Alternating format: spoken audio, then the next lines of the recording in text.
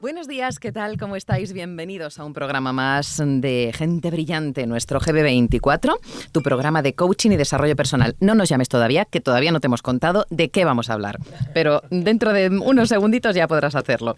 Vamos a saludar a los miembros de este equipo. Enrique Jurado, director de Darte Coaching y Formación. Buenos días, ¿cómo estás? Muy bien, fantásticamente bien. Claro, hoy no dices mejor que nunca. No, no lo digo. Hoy no estás chica, hoy no dices mejor que nunca. La semana pasada estuvo Zara. Claro, bueno.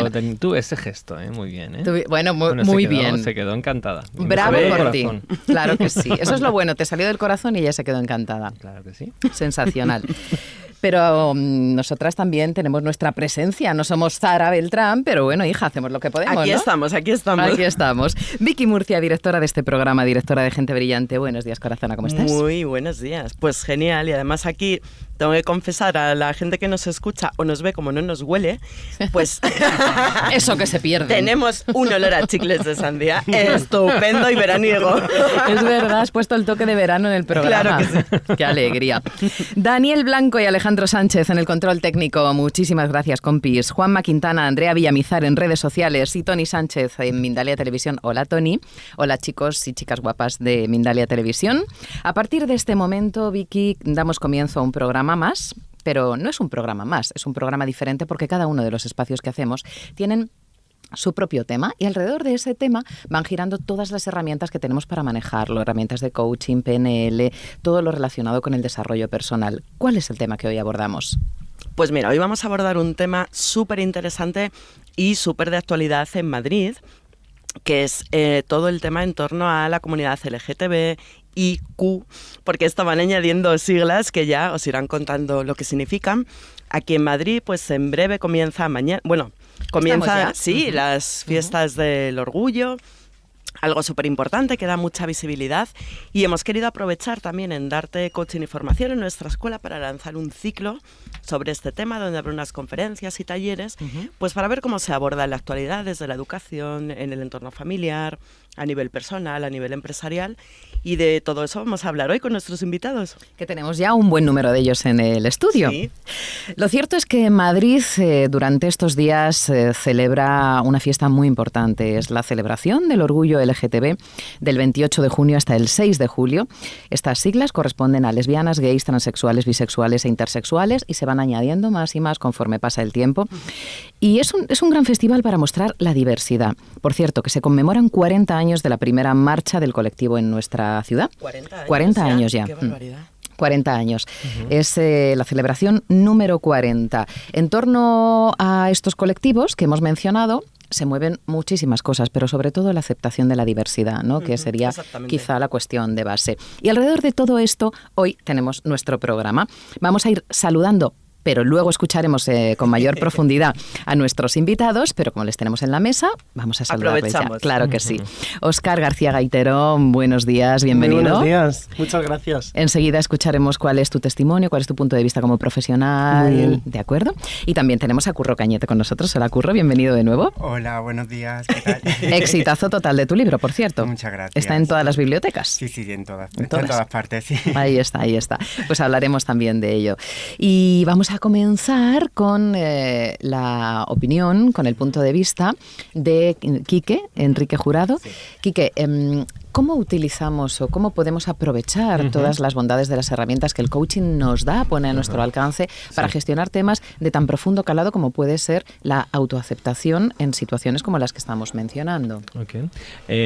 Vamos a ver, hay una cosa fundamental cuando trabajamos en coaching que es el autoconocimiento, es decir, quiénes somos realmente en nuestra esencia, ¿no?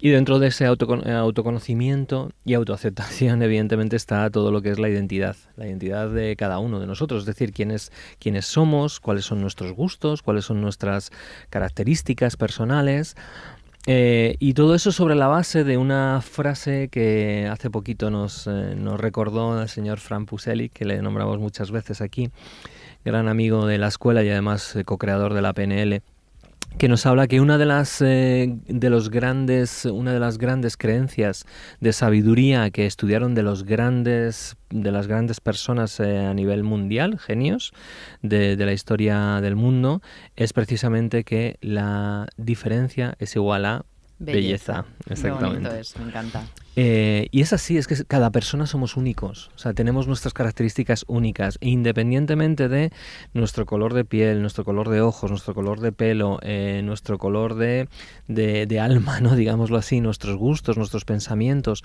todos somos al final, podemos aportar y podemos dar valores unos a otros, y en esa diversidad, en esas diferencias precisamente, se labra la sabiduría del ser humano y todo lo que es, todas las capacidades que la gente tiene. Cuando nosotros hablamos de coaching y de PNL especialmente, hablamos siempre de buscar opciones, abrir opciones. Y precisamente la diversidad, eso es lo que nos da, tener distintas opciones. Entonces, cuando intentamos de alguna forma descalificar algunas de estas opciones sin ningún tipo de base, es decir, porque evidentemente hay algunas de esas opciones que son la agresividad, el hacer daño al otro, el fastidiar al otro, la agresión en sí. Evidentemente ese tipo de diferencias pues ya no son tan en ese sentido evolucionadas, pero cuando estamos hablando de simplemente formas distintas de pensar, formas distintas de ver, formas distintas de percibir el mundo, formas distintas de sentir ese mundo, es algo que solamente nos puede dar cosas buenas. Y esto es como las comidas, ¿vale? Es decir, hay comidas para todo tipo y todas ellas tienen su razón de ser y su razón de existir, ¿no? Pues evidentemente todo lo que es la persona y sus necesidades básicas y sus necesidades de socialización son fundamentales. Entonces el entender eso, aceptarlo, no solamente aceptarlo, sino promoverlo incluso. Es decir, imagínate que todos fuésemos exactamente iguales, tuviésemos todos los mismos gustos, las mismas formas de ver la vida, evidentemente al final no creceríamos. Walden 2, no me suena aburrido. A Walden 2 totalmente. Aparte de ser súper aburrido, no evolucionaríamos, ¿no? Entonces, cuando estamos hablando de cosas distintas que solamente hacen un bien, que buscan la evolución del ser humano, la evolución de la persona, es fundamental saber aceptarlas. Al principio nos podemos sentir un poco raros porque es algo nuevo y toda la novedad en sí nos puede generar una cierta sensación de confusión, pero es que además estamos hablando de cosas, en este caso, cuando hablamos del LGTBI, de la diversidad sexual, es algo que siempre existió y que no es que sea algo nuevo, es que ha sido metido en un... Reprimido. Entonces, desde ahí lo único que se está haciendo es darle voz y darle parte, darle luz a precisamente la luz que todo esto tiene, ¿no? Y que nos puede ayudar a entender muchas cosas, ¿no? Entonces, sobre todo cuando vamos en contra de nuestra autenticidad, es cuando empezamos a sufrir. Nosotros desde el coaching trabajamos mucho también los valores. Los valores es lo que para nosotros es importante. La felicidad, o en este caso la infelicidad, está precisamente centrada en no honrar nuestros propios valores, lo que realmente somos. En el momento en que no honras eso, estás sintiéndote infeliz. Con lo cual es fundamental saber cuáles son tus valores, cuáles son tu esencia en ese sentido y expresarla, por supuesto que sí, sobre todo si no haces ningún tipo de daño a nadie, ¿vale? Entonces es ahí donde nosotros desde el coaching, desde nuestros altavoces, como es la propia radio, la televisión, etcétera, los medios de comunicación, necesitamos darle voz a todas estas cosas que entiendo que ya estamos en el siglo XXI, ¿no? Y a estas alturas parece mentira que todavía nos cueste, ¿no? Todos nosotros hemos nacido en el siglo XX y evidentemente tenemos una serie de juicios que se nos han metido con cada biberón, con cada desayuno, claro, en la tele, en todos los sitios. Yo nací en la época, en el 69 concretamente, con lo cual he estado viviendo muchos años de una serie de juicios y los vivía en casa, los vivía en todos los sitios, como prácticamente todos los invitados que tenemos aquí. Entonces el romper con eso, primero me parece una valentía enorme y segundo algo que deberíamos seguir todos ese ejemplo de poder ser nosotros mismos, de decir alto y fuerte lo que nosotros pensamos y desde ahí cambiamos el mundo. Fíjate todos los grandes de la historia, como pueden ser Gandhi, como pueden ser la Madre Teresa, todos los grandes pintores, gente del arte, etcétera, etcétera, que han ido haciendo lo que ellos querían a pesar de que el status quo quizá quizá no les invitaba a dar esos pasos, ¿no? Pues aquí tenemos un montón de gente que quieren hacerse oír y creo que nuestros micrófonos están para ellos, para que hablen un poco no solamente de su situación, sino cómo también el desarrollo personal, el coaching, la inteligencia emocional, todas estas disciplinas también les han ayudado a crecer desde ahí. Quique, ¿no crees que hay ocasiones en las que las personas no aceptan esa diversidad que forma parte de la realidad social por miedo a algo? ¿Miedo a qué? Pues a eso quiero llegar. ¿Miedo a qué? Miedo a lo diferente. Miedo a lo diferente. Claro, ¿Qué puede pasar si algo es diferente? Pero Exacto, puede suponer una amenaza. Ahí es donde creo que seguimos siendo cromañones en muchas partes de nuestro ser humano, ¿vale? Porque cuando éramos cromañones, evidentemente venía otra persona de otra tribu que podía suponer una amenaza, porque a lo mejor le querría robar sus bienes o quería matar o montarla de Dios, ¿no? En esa tribu, ¿no? Y desde ahí, evidentemente, pues había peligro. Esto es igual que cuando en su día, yo muchas veces lo explico en los cursos de coaching, por qué las personas necesitamos la aprobación de todo el mundo. Porque cuando estábamos en esa época de las tribus, donde necesitábamos juntarnos para evitar la invasión de otras tribus o incluso depredadores, ¿no? Como tigres de dientes de sable y todos estos depredadores que había en su día, y era peligroso salir de la tribu.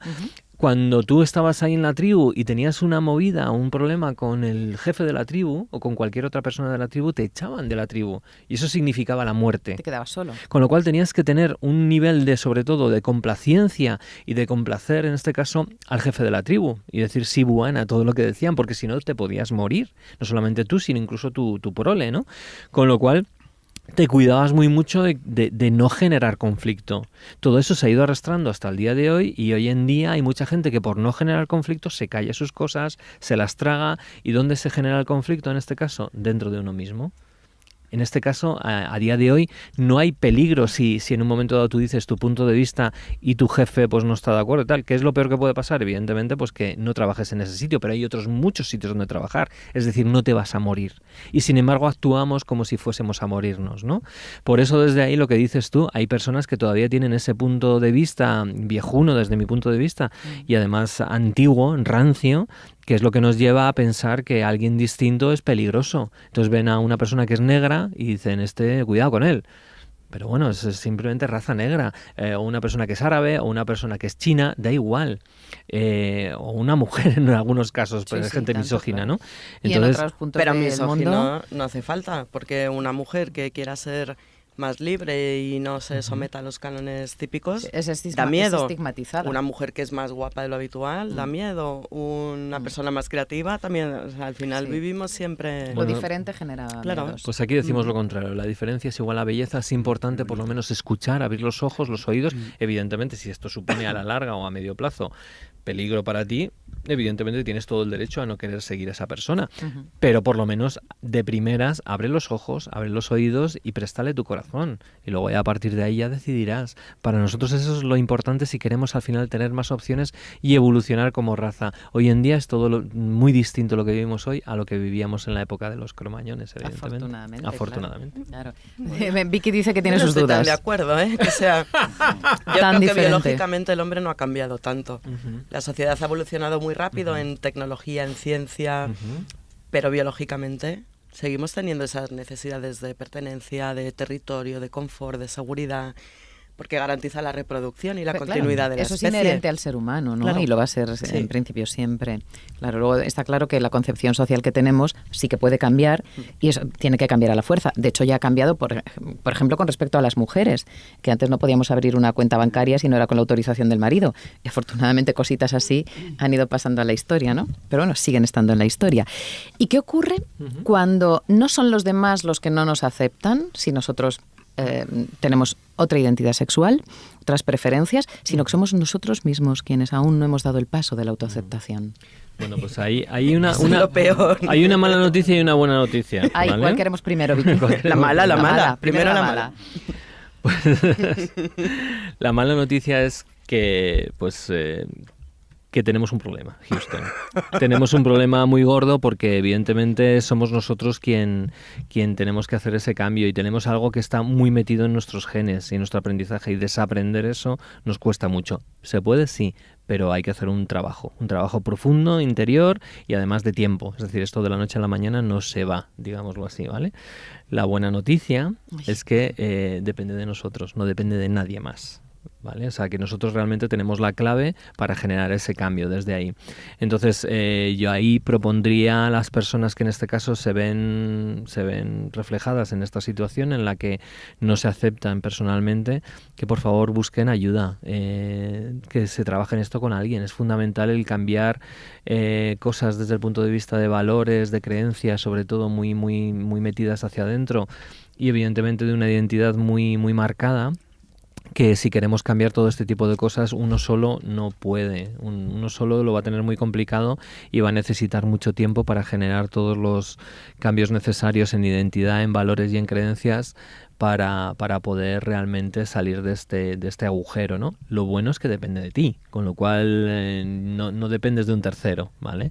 Con lo cual yo diría, aquí tenemos en la propia mesa gente que vas a presentar ahora, que son coaches, que son orientadores, que son gente que pueden ayudar mucho a estas personas, porque ellos también han vivido esa situación, pero también pues se pueden buscar cualquier otro tipo de profesional de ayuda y de orientación para poder hacer de este proceso un proceso bonito, ¿no? Que al fin y al cabo tiene que ser eso, porque el autodescubrirse es siempre al final un proceso bonito, duro por momentos, ¿vale? Porque es posible que haya gente... En el tiempo, cuando miras hacia atrás, es un proceso maravilloso. Eso es. Pero en el durante... En el durante... Claro, mientras lo pasas, a lo mejor tienes que decir adiós a personas que quieres, Fijo. ¿vale? A lo mejor temporalmente, ¿no? Pero el decir adiós a personas con las que estabas a gusto y a lo mejor esa noticia pues no les agrada, por lo que sea, por sus creencias y por sus cosas, ahí nosotros necesitamos llenarnos de cariño, amor, respeto y sobre todo pues aceptación de que hay otras personas que pues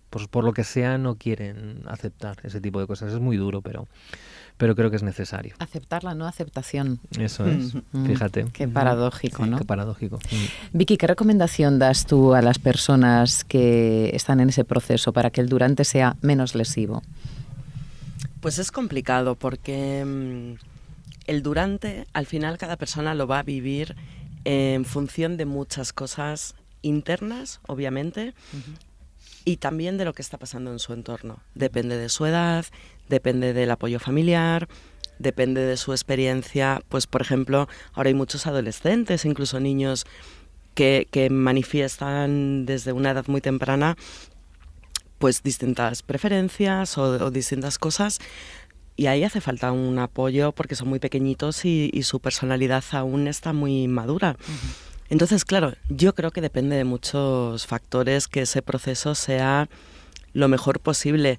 Lo que sí puedo decir es que cada vez hay más personas que estamos en el mundo del desarrollo personal, que podemos aportar las herramientas necesarias, y que cualquier persona que esté viviendo este proceso o cualquier persona de su entorno que esté viendo que alguien cercano está viviendo un proceso y lo está viviendo con dificultad, pues le puede ayudar, le puede recomendar, le puede orientar, ¿no? Y eso pues es una gran ventaja que hace años era impensable. Efectivamente. Has mencionado un colectivo que es especialmente delicado, que es el de los más pequeñitos, Sí. ¿no? El de los niños. Y precisamente tenemos a un especialista hoy con nosotros. Él es Óscar García Gaitero, a quien ya hemos saludado al comienzo del programa, coach acreditado por ASESCO, doctor en psicología, maestro, profesor asociado en la Universidad Antonio de Nebrija, entre otras muchas cosas. Con él podemos hablar del impacto del aprendizaje de los más pequeños con respecto a estas situaciones. Hola de nuevo, Óscar. Hola, buenos días. Gracias por estar con nosotros. ¿Cómo se aborda, tú que estás en contacto con chavales muy chiquitines, muy jovencitos, ¿cómo se abordan estos temas? ¿Qué realidad es la que tú te estás encontrando? A ver, pues aparentemente es curioso porque invertimos muchísimo en educación, dedicamos mucho tiempo a investigar, a la innovación educativa, pero por otro lado cada vez vemos que hay menos valores, menos respeto, y tenemos a muchos alumnos que están sufriendo todo esto en silencio. ¿Crees que vamos para atrás? Cada vez menos, dices. Sí, efectivamente. En el ámbito educativo ha habido como un retroceso en el aspecto de que si comparamos la correlación de todo lo que se invierte, todos los talleres socioafectivos que hay y todo el tiempo que dedicamos a trabajar en valores y a formar a grandes docentes, al final luego nos encontramos con frases como docente, te encuentras con frases que te vienen alumnos, algunos notas su vulnerabilidad, otros no lo notas, y te vienen diciendo que le han dicho que no te junte, que no se quieren juntar con él por ser distinto, que no se quieren juntar con él por ser maricón. Incluso algunos indirectamente acusan a ciertos profesores que en la sombra pues tampoco reciben por su parte de una aceptación al 100%. Por lo tanto, teniendo en cuenta distinta revisión bibliográfica que he hecho de distintos artículos de alto impacto, los datos que reuníamos es que del 43% de alumnos que sufren acoso, un 20 y tantos no reciben respaldo y un 7% piensan en suicidarse.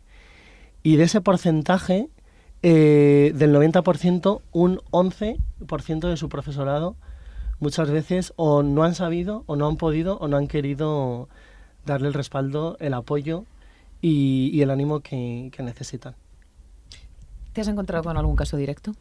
Sí, efectivamente, todos los años, para que veamos que es algo habitual. Todos los años, tanto yo la suerte que tengo, que soy un docente que he trabajado y trabajo tanto en el primer ciclo, en primaria, en secundario, como en la universidad. Entonces, efectivamente, te encuentras casos de alumnos que muchos te lo comentan, te lo dicen, otros lo notas, que realmente sufren, o notas... Porque también tenemos que tener algo muy claro. Nos encontramos alumnos completamente heterosexuales, pero que realmente son chicas que tienen ciertos hábitos o cierto ocio que está más aceptado en el colectivo de chicos.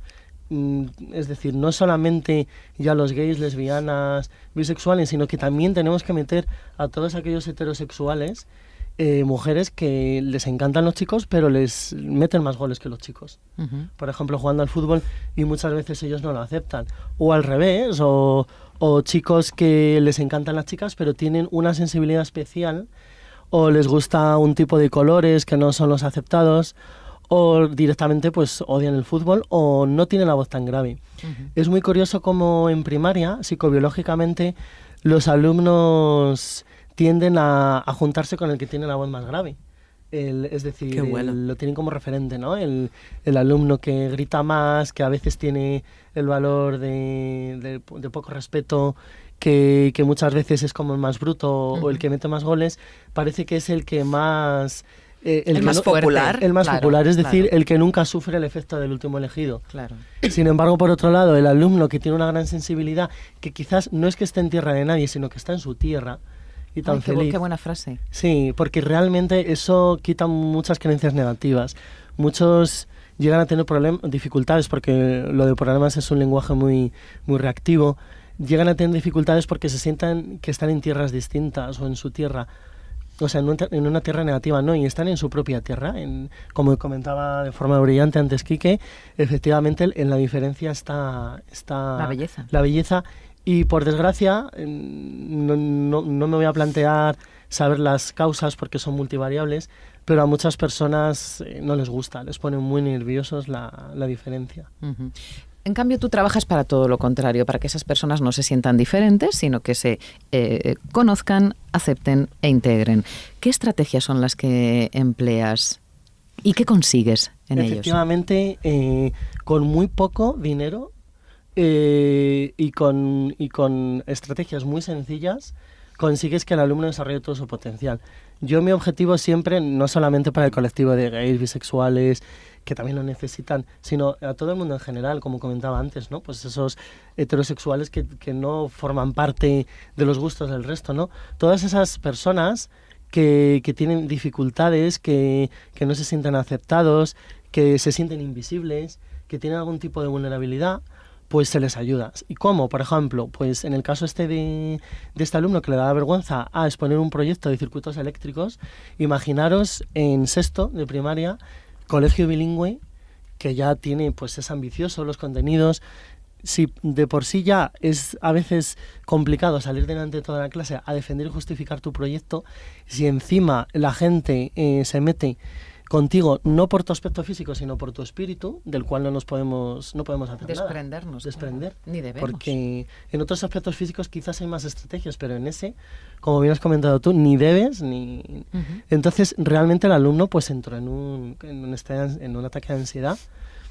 Entonces, pues directamente, en ese momento en el cual nosotros vemos que hay un bullying es, y esto me gustaría que todos los docentes tomaran nota de todos los centros.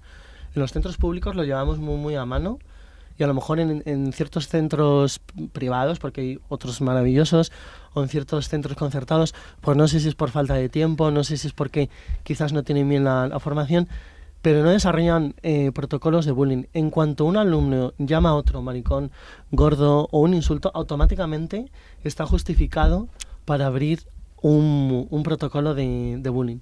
En ese momento nos juntamos todos los profesores, y es decir, tutor, especialista, equipo directivo, y estamos durante 15 días tomando un registro, no solamente en clase, sino en las zonas frías, patio, pasillos, observamos de todo el personal y tomamos minuciosamente nota de todos aquellos aspectos que podemos considerar bullying.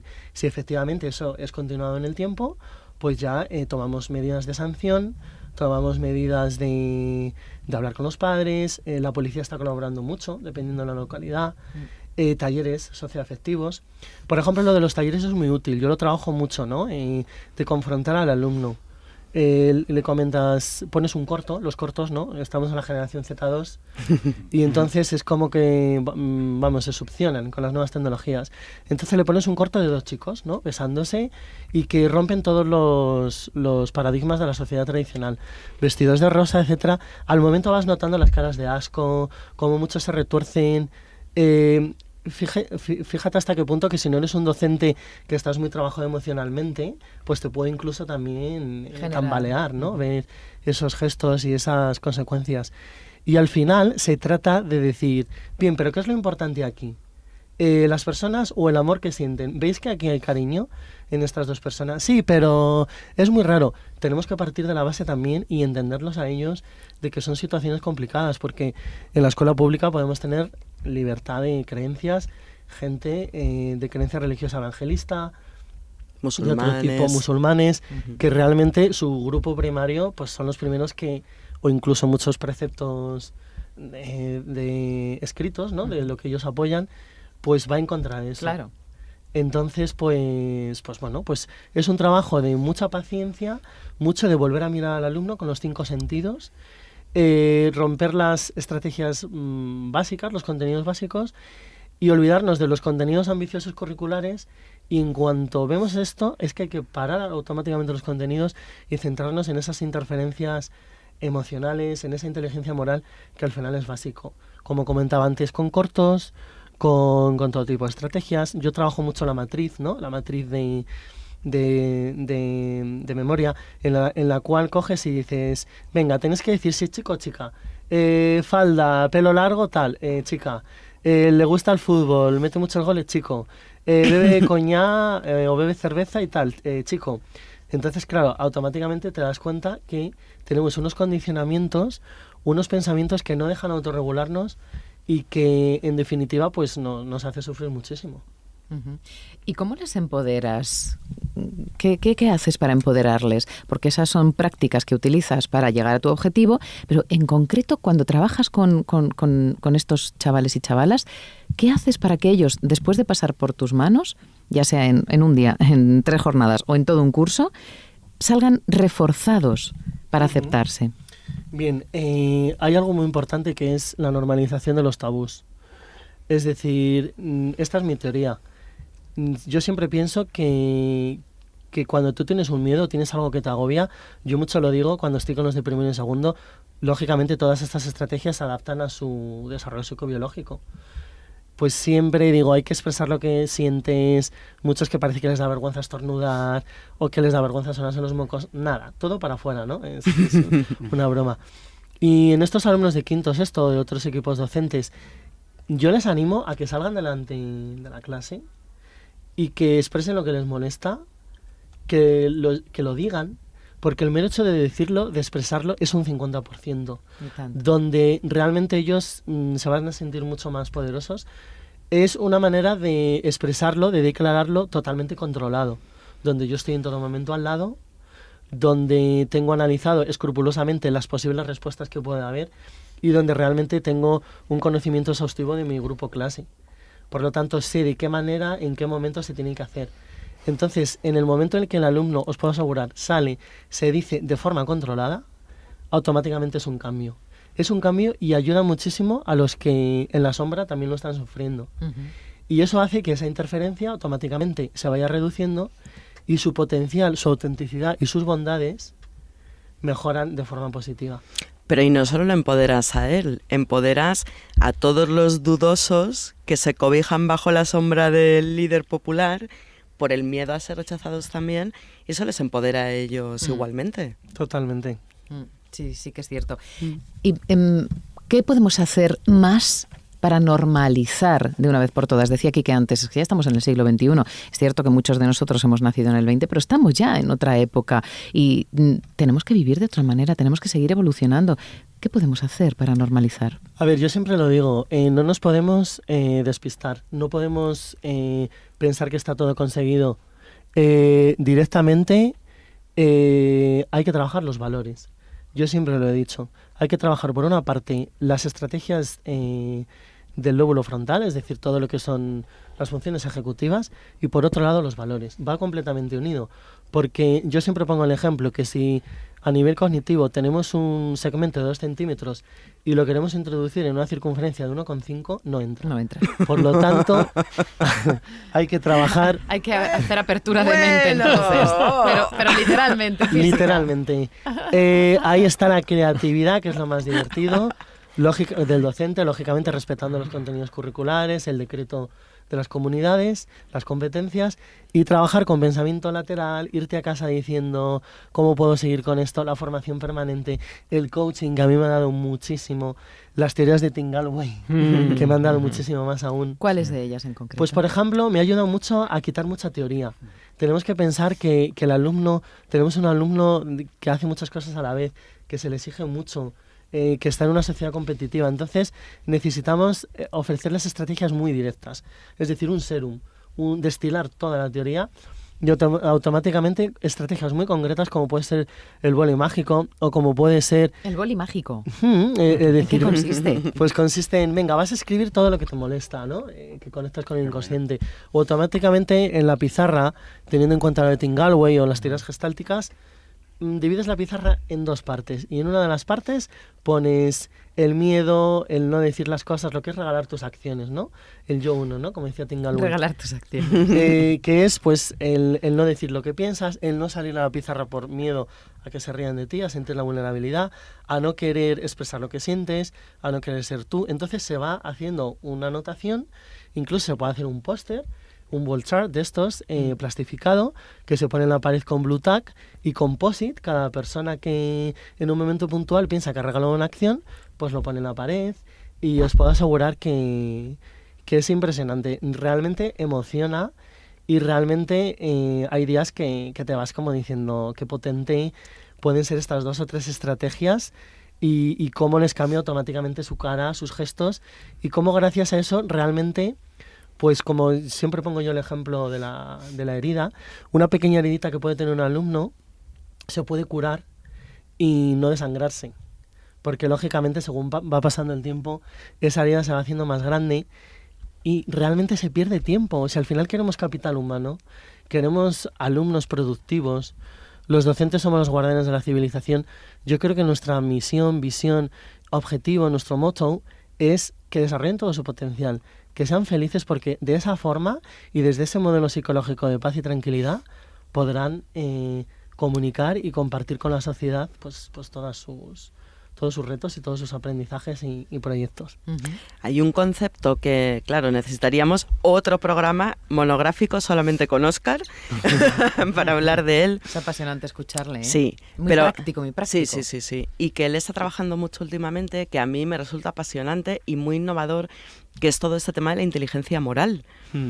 que es como una nueva inteligencia que se está incorporando a las inteligencias múltiples y que en los colegios es poderosísima, porque es que realmente la ética, la moralidad va muy unido a lo que hablamos muchas veces de la presencia y todo esto que es tan importante, el propósito, la identidad. Entonces me parece una pasada. Totalmente, Vicky. O sea, siempre todos los modelos psicológicos han pensado lo mismo. Si es cerebro o emoción, o sea, pensamiento o emoción, emoción o pensamiento, siempre andan en esa disputa medieval y realmente nos perdemos en las teorías de las teorías al cubo, cuando realmente, como uno de los consejos que me dio Tim Gallwey, que fue volver a mirar a los alumnos. Vuelves a mirar a los alumnos y te das cuenta, como empecé esta entrevista de radio, que se invierte muchísimo, que los profesores cada vez están más preparados, pero se trabaja mucho los valores, no saben qué nomenclator poner a la asignatura, hacen un montón de reuniones para los contenidos, dedican un montón de tiempo, categorían en la dedicación del servicio, pero al final el alumno sigue haciendo cosas que no debe. Entonces, lo que ves es que el alumno que tiene ciertas estrategias de autorregulación de su lóbulo frontal, de poner límites éticos, el alumno que tiene 4 o 5 valores muy bien consolidados, ese alumno, os puedo asegurar que si le dices algo o si hay algo que no es adecuado, no lo hace. Sin embargo, el alumno que recibe el mismo input, si no tiene ese desarrollo de funciones ejecutivas, entre otras variables, y no tiene esos 2 o 3 valores bien asentados, automáticamente ese alumno dice una cosa y hace otra.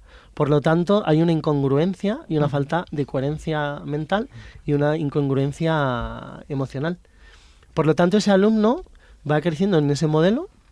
Además, no estoy descubriendo nada, ¿no? Es decir, es algo que respaldan muchas teorías psicológicas y es algo que no solamente se debería de aplicar al ámbito educativo, sino también al ámbito de la empresa o al ámbito familiar, ¿no? ¿Cuántas veces pues te vienen a las reuniones de padres, esos padres que dicen, es que para mí el valor indiscutible es la familia? Y realmente te das cuenta que su hijo está completamente solo en casa y que encima falta otro valor más importante, que es la honestidad. Por lo tanto, con perdón, y me voy a permitir el lujo de esta palabra, toda la mierda de estas interferencias y del sufrimiento que hay y de mucha gente que no son congruentes y no desarrollan la vida que quieren, está en los valores. Y eso hace que muchas veces muchos adolescentes caigan en adicciones, caigan en tener parejas que no quieren pegándolas y caigan con ciertos trastornos mentales. Es decir, que por supuesto se pueden corregir, pero imaginaros todo lo que podríamos evitar si realmente se tomara en serio esto y se realizara una investigación, acción con los 5 sentidos en lo que son nuestro futuro capital humano. Qué buena reflexión. Mira, ayer estaba leyendo anoche un libro de Peter Senge, porque, bueno, yo ya me declaro adicta a la teoría U. Entonces, bueno, él es uno de los que la desarrolla y una parte muy interesante que este hombre ha desarrollado es la visión sistémica en las organizaciones. Pero es que hubo una cosa que me acordé muchísimo de ti, porque dice que la capacidad de aprendizaje y resiliencia de una organización, que al final es lo que la va a hacer sobrevivir, depende del número de personas capaces de autorregular sus emociones y autorregular su aprendizaje. ¿Su aprendizaje también? Sí. Que son 2 puntos clave que han detectado que hace que la organización sea resiliente, que haya muchos individuos capaces de autorregularse emocionalmente y su propio aprendizaje. ¿Y el aprendizaje cómo?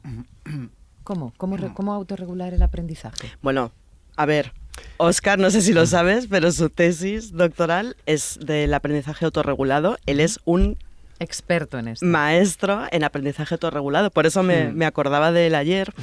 Porque todo esto, tú imagínate, en los coles, lo que él estaba comentando ahora, si hay niños que son capaces por clase, tienes 3 niños, 4 niños que son capaces de autorregularse emocionalmente y el aprendizaje, todos aprendemos copiando y todos somos animalitos que nuestro fin último es estar bien, sentirnos bien.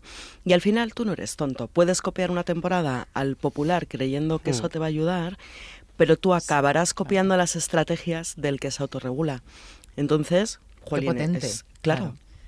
Claro. Sí, efectivamente, vi que la explica fenomenal.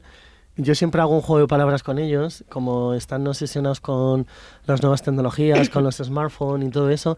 Yo siempre digo, como soy profe bilingüe, digo, si quieres ser Smart Student, no solamente es lo cognitivo, sino los valores.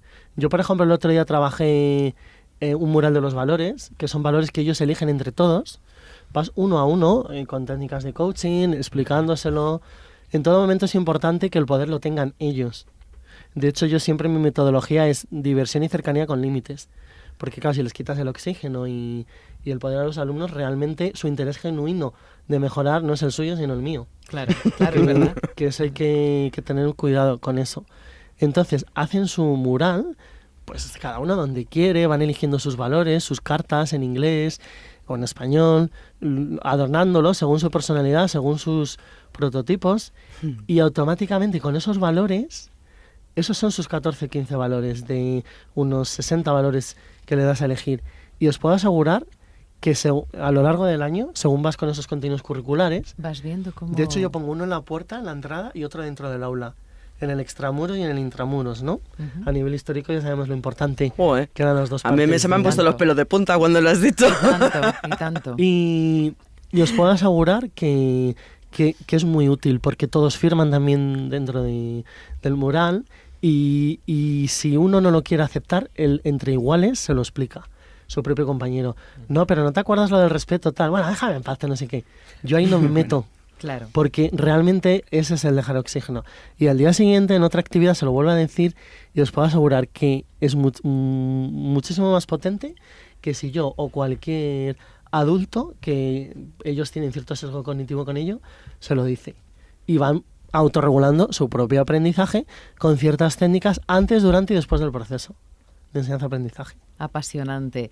Como conclusión de tu paso por el programa de hoy, Óscar, me gustaría saber si el futuro es esperanzador.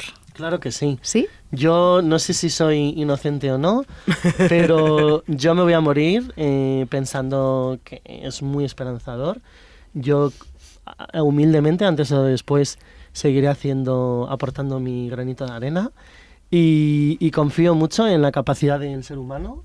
Respeto mucho el ADN de todas nuestras evoluciones y todos nuestros antepasados, y vamos, lo confío y lo siento con los 5 sentidos que esto va a mejorar.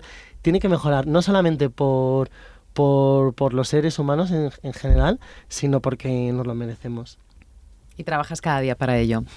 Muchísimas gracias, Óscar García Gaitero, por estar con nosotros. Gracias por tu trabajo, sobre todo. Gracias. Vicky, seguimos avanzando en este tema, coaching, desarrollo personal, todas las herramientas que tenemos a nuestro alcance para ir avanzando en el tema, en el eje central de hoy, que es el colectivo LGTBI, entre otros. Siguiente invitado, ¿a quién tenemos? Bueno, pues mira, acabamos de hablar con Óscar, que se mueve mucho en el ámbito educativo y en la investigación, y ahora vamos a hablar con una persona que lo hace a nivel divulgativo. Escribe unos libros maravillosos, con un nivel de aceptación impresionante. Y realmente es como otra manera diferente de hacer llegar todos estos contenidos, todos estos pensamientos, dar visibilidad a nuevas formas de pensar, a lo diferente, a qué otras opciones son posibles. Él es Curro Cañete y tenemos el placer de volverlo a tener con nosotros aquí hoy. Hola Curro, buenos días, ¿cómo estás? Hola, ¿qué tal? Bienvenido. Me llama la atención una frase que empleas, que dices: toda mi vida ha transcurrido atravesando puertas giratorias. ¿A qué te refieres con esta frase?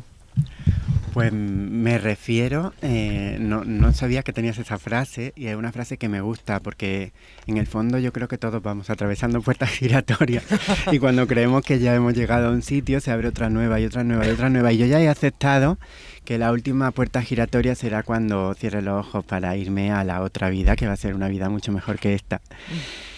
Relacionado con el tema que nos ocupa, yo creo que, bueno, es un tema que me apasiona, porque yo, antes hablaba Enrique, que me ha encantado todo lo que ha dicho, y hablaba de la represión. Yo reprimí mi condición sexual durante muchos años y ahora soy totalmente consciente de que en realidad no podía reprimirla.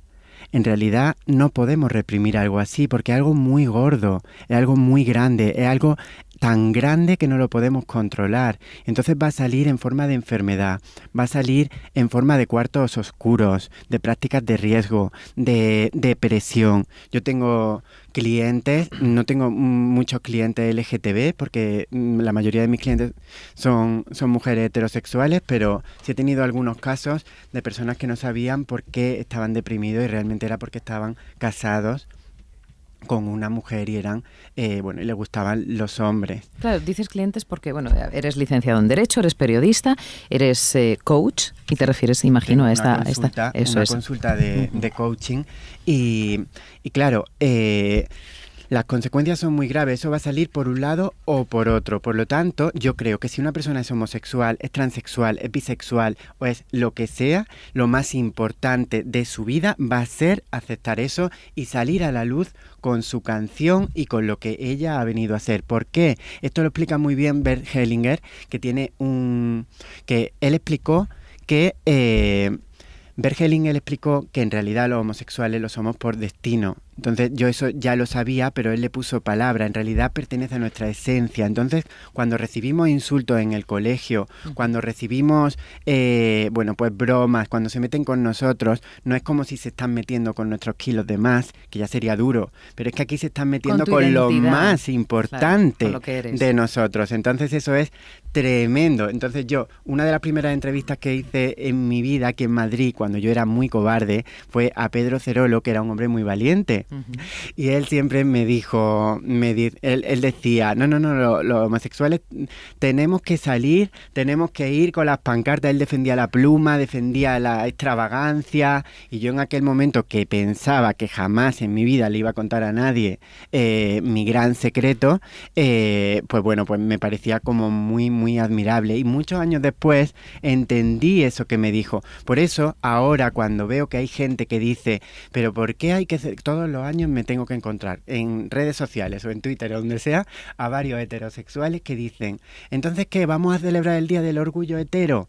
Sí, claro, por compensar, ¿no? Si se celebra el Día del Orgullo Gay, se celebra el Día del Orgullo Hetero. Me parece perfecto que lo celebre. Yo estoy a favor de la celebración y como seres humanos todos nos podemos celebrar, pero tenemos que entender que no celebramos el hecho de estar orgullosos por ser gay, que también, sino que reivindicamos el derecho a vivir sin ser perseguidos, sin ser torturados, sin ser criticados, sin ser... esa es la gran... Y luego además se forma una gran fiesta. Bueno, yo este año me he cogido 5 años, decía. 5 días de vacaciones, he cerrado la consulta 5 días, que es algo que no hacía desde hace un año, y mi mejor amigo también está libre, y vamos a darnos la fiesta, porque ¿cómo no vamos a celebrar que hemos salido, que podemos estar celebrando, que podemos estar con otros gays, con otras lesbianas, con otros transexuales? A mí me parece eso importantísimo. Entonces, pues si encima da dinero a Madrid, encima es una fiesta que tiene ventajas por todas partes, pues cómo no vamos a hacerlo. El sábado 7 es cuando se celebra el evento central de toda esta manifestación, de estar orgulloso de ser quien uno es. Y se prevé que van a asistir más de 2 millones de personas. Maravilla, ¿no? Sabía que te iba a gustar el dato. Has dicho que tú incluso te has cogido varios días de vacaciones, 5 días de vacaciones. El miércoles de la semana que viene, la última sesión la tengo a las 7 de la tarde, a las 9 he quedado con mi amigo y hasta el lunes no vuelvo a trabajar. Es que es son 4 días. Intenso, se celebra mucho. 4 días. Se celebra mucho. Madrid, de hecho, en una fecha como esta, se consolida como el mejor destino LGTB de todo el mundo. ¿Qué te parece esto a ti? Porque tiene muchos detractores, ¿eh? ¿Sabes? Además, viene gente de todos los países del mundo. Es algo increíble, una unión ahí. Yo lo veo maravilloso. Hay detractores, pero yo para esos detractores siempre cojo la frase esta de Jesús, que decía, perdónales, Padre, porque no sabes lo que hacen. De verdad, es que no lo saben. Antes me indignaba, pero ahora digo, bueno, me encanta la frase, ¿qué más da? No saben lo que hacen. Yo voy a celebrar igual. Lo más importante es que sepamos eso. Yo he sufrido muchísimo por no haber salido antes y me he tenido que perdonar. Me he tenido que perdonar por estar tantos años sin permitirme vivir conforme a lo que la vida, al gran regalo que la vida me había dado. ¿Qué pasaba en tu vida cuando tenías guardado aún ese, como tú lo defines, tu gran secreto? ¿Cómo era tu vida? ¿Cómo te sentías? pues yo me la apañaba como podía, pues salía intentaba, yo siempre, eso lo cuento en mi libro, que el primer milagro que yo viví en la vida fue que a los 16 años conseguí que se enamorara de mí la chica más guapa del colegio, la que y todos nunca más se volvió a meter nadie conmigo. Porque claro, yo estaba saliendo con esa chica tan espectacular, entonces, ¿qué pasa? Pues que me la gané dejándole una notita en clase, una notita muy bonita, a mí ya se me daba bien escribir, y la chica cayó rendida. Entonces... Dijiste, esto es lo mío, esto... Yo, muy mal, yo recuerdo la primera vez, además, yo era amigo de Carmele Marchante, y la primera vez que yo fui a una discoteca gay fue con ella. Yo acababa de llegar a Madrid, y me dijo, Carmele, a ti te lo había contado, Oscar, me parece. Sí, a Oscar te lo había contado. Me dijo Carmele, ¿te quieres venir conmigo con mi peluquero y unos amigos a una fiesta? Y yo dije, pues me parece fenomenal, porque no tengo plan, así que genial. Y yo fui como vamos en Córdoba, que era con la chaqueta y la corbata y las gafas. Todo lo contrario a lo que veis ahora, ¿eh? Entonces, pues fuimos a la discoteca Cool, que es la discoteca más famosa de Madrid. Le habían hecho un reservado y todo, porque en aquel momento estaba Tómbola y era muy famosa. Y...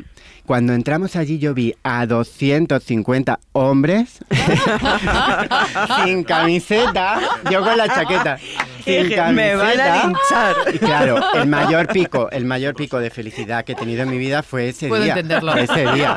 Puedo entenderlo. Creo que mi a mí me pasa lo mismo. A mí también, ¿eh?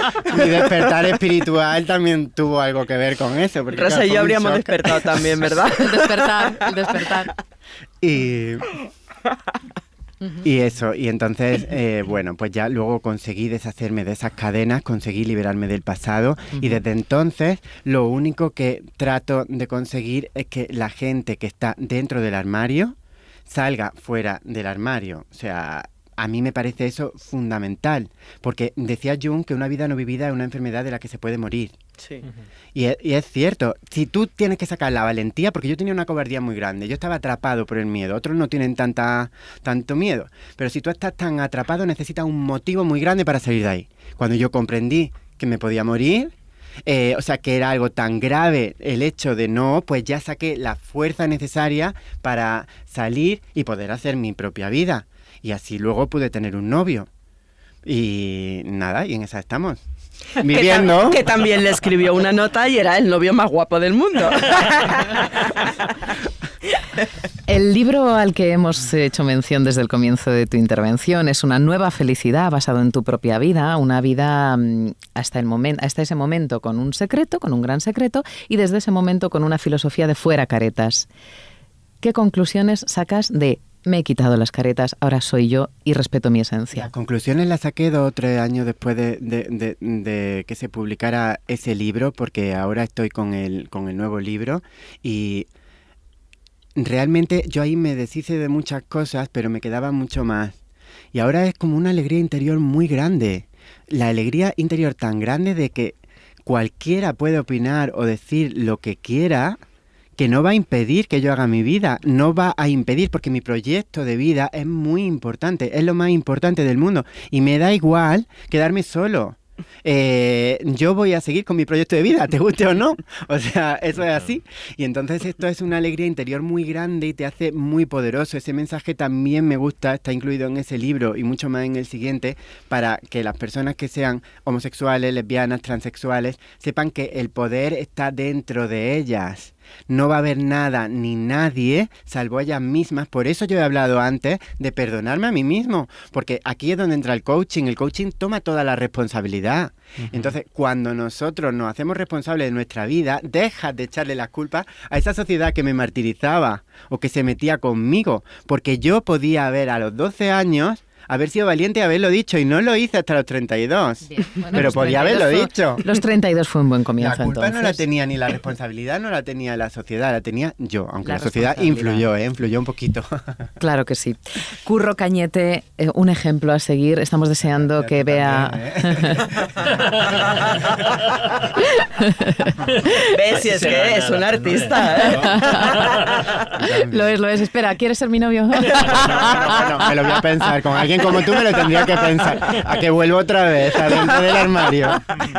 Deseando estamos que publiques tu segunda obra. Muchas gracias. Y que sigas dejando este maravilloso legado de valentía. Muchísimas gracias. Gracias.